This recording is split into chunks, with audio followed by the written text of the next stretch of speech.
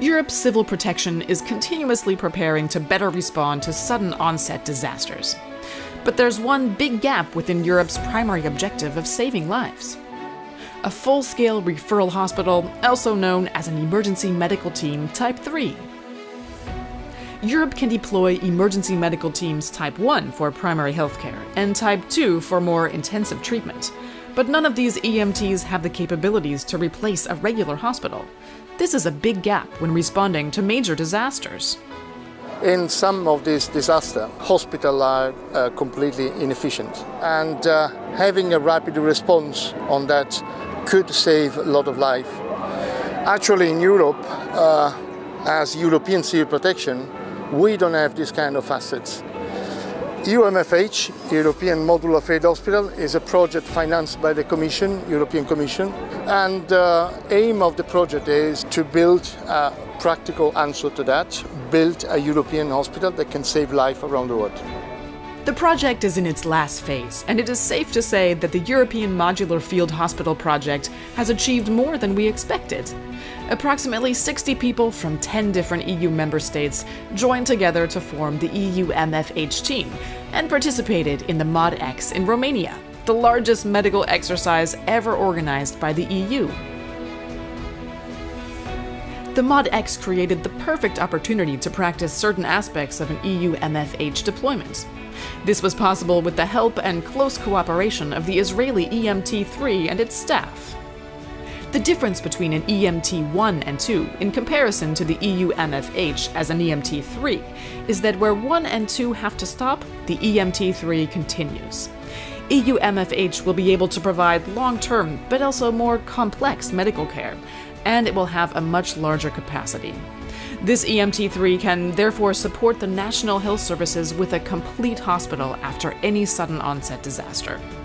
Complex incidents such as burns, outbreaks of infectious diseases, and exposure to hazardous materials require support from specialized cells. These can then be attached to our EMT3. Where EMTs 1 and 2 always depend on a medical infrastructure in a disaster-affected area, an EMT3 can replace a partially or completely destroyed hospital. Above all, it can remain operational for months in the designated area, whereas an EMT1 or 2 is often only deployable for 2 to 4 weeks. In addition, an EMT3, in contrast to an EMT2, can accommodate twice as many patients. It's obvious that after any earthquake, we have a lot of injured.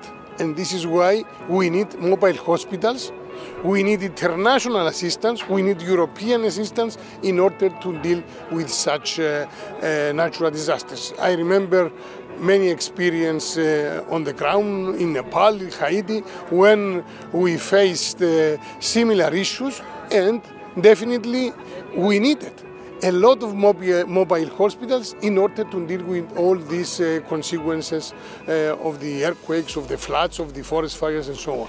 With its own modular field hospital, the Union Civil Protection Mechanism further enhances its capability to respond to medical disasters inside and outside Europe. The EUMFH project is much more than an EMT3. The project is an example of unity within Europe.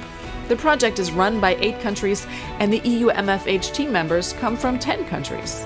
This capacity, but also cooperative response, is unique in the Union Civil Protection Mechanism.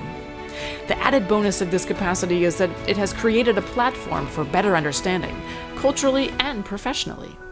I'm coming from Estonia, and this is a very small country, but I feel that we have a great community in the European Union.